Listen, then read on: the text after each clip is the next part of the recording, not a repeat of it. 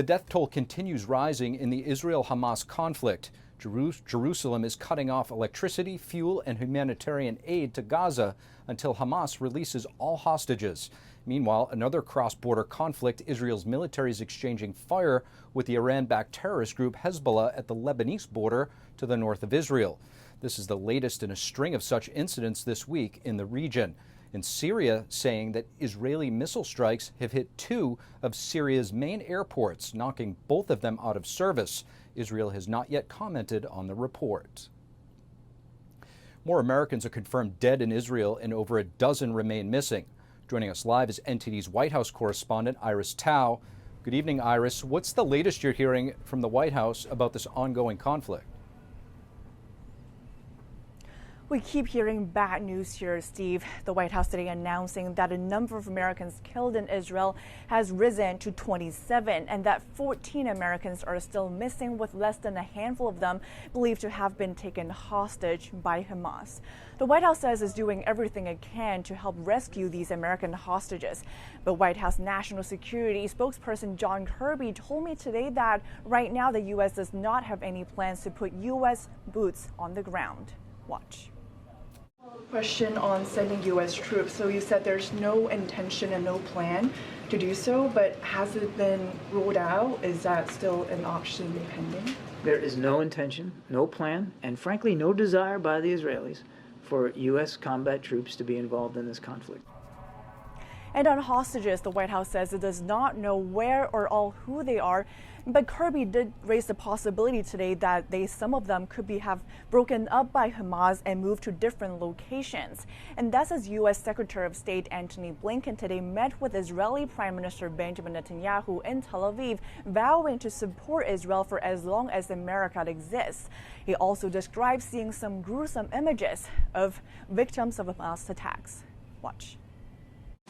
A baby, an infant, riddled with bullets. Soldiers beheaded. It's beyond what anyone would ever want to imagine. The White House today also announced that starting this Friday, it would begin arranging charter flights for U.S. citizens to leave Israel for parts of Europe. Back to you. Iris Tao from the White House, thank you. And Senator Bob Menendez and his wife now facing more charges in an indictment filed earlier today. Federal prosecutors announcing additional charges against the New Jersey Democratic senator and his wife. The couple are accused of conspiring to have the senator act as a foreign agent. They were indicted last month on corruption-related offenses and are also accused of accepting hundreds of thousands of dollars in bribes in exchange for the senator's influence. Prosecutors alleging the bribes included gold bars, cash, home mortgage payments, compensation for a low or no-show job, and a luxury vehicle. Both Menendez and his wife have pleaded not guilty. Frustration is growing among Republicans as a path for seating a new speaker does not look promising anytime soon. After a closed-door meeting meant to hash out different points of view, many expressing uncertainty about the path forward. Steve Scalise, will he get the gavel? NTD's Melina Wisecup joining us from Capitol Hill with some updates. Melina, any movement on the vote for Speaker at this point? Good evening, Steve. It doesn't look like there's any movement. Here we are over a week without a speaker in the House, and a 3-hour closed-door meeting with Republicans led to no progress, leaving members to leave that meeting frustrated, visibly frustrated. Some would not even answer our questions about it. Others, when they did talk to us, felt like there's absolutely no progress that has been made so far. Now, this is despite the fact that that other candidate, Jim Jordan, even backed Scalise and backed down from his position there just in hopes of trying to get his supporters to change course. But it doesn't look like that's working. Members tell us that there's at least around 15 to 20 lawmakers who are still not willing to back Scalise for multiple reasons. Just to give you a sense for how it was feeling today and the tension in the hallway, we'll show you what some of the members told us. One of the members said in there, you know, I don't think the Lord Jesus himself could get 217. Think about that. So what is your message to the American people who are looking at you guys and they want some solutions, especially Republican supporters? Well, I'm supporting Steve Scalise, but when you only have a 4-seat majority, it only takes 4 or 5 to say, I don't like that. So what are you going to do? What are you going to do? We just want to make sure that we're all valued, but at the same time that we're actually solving something. I don't think the speakership is so important as the body itself. Who don't want Scalise. Some of them are just simply unhappy with his plans and his direction for the House moving forward. Others are concerned about his health, such as Marjorie Taylor Greene.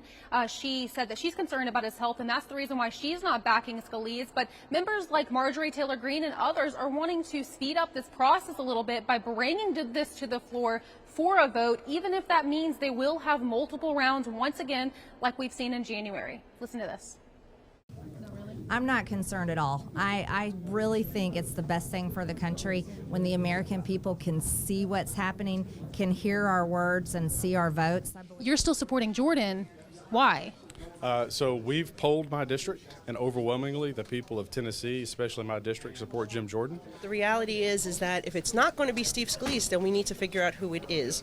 I really believe that the reasons that are being stated as to why individuals are not supporting Steve is just, they're petty. Those however number there are, 17, 15, whatever it is, those guys get in a room, they work with Steve. If they can't be reconciled, then yeah, somebody else needs. So now that's the question for Republicans. Do they start to discuss another nominee aside from Steve Scalise? Do they put Jordan back in the race here? And also a bigger question, do they try to raise some of the limits on the short-term speaker's power so that they can get some legislative action going while they're still working on hashing this out? Steve? Thanks for that, Melina. Senate Majority Leader Chuck Schumer was leading a bipartisan Senate delegation to China when the war in Israel broke out. While in Beijing, he expressed disappointment over the Chinese regime's comments on the war. What's to make of this? Joining us now to discuss, we have former Democratic Senator Doug Jones of Alabama. Former Senator Doug Jones, thank you so much for joining us. Hey, it's my pleasure to be with you today. Thank you. Absolutely, Senator. How do you assess Senate Majority Leader Chuck Schumer's engagement with the Chinese leader Xi Jinping amidst the ongoing conflict in Israel? Well, I think he's cutting the trip short. This was not anticipated when this trip was planned. I think that the fact that he went shows a continuing commitment of the United States to more normalized relationships with China. It's been very tense over the last few years. I think the fact that President Xi actually met with Senator Schumer and a bipartisan group of senators sends a strong message both ways.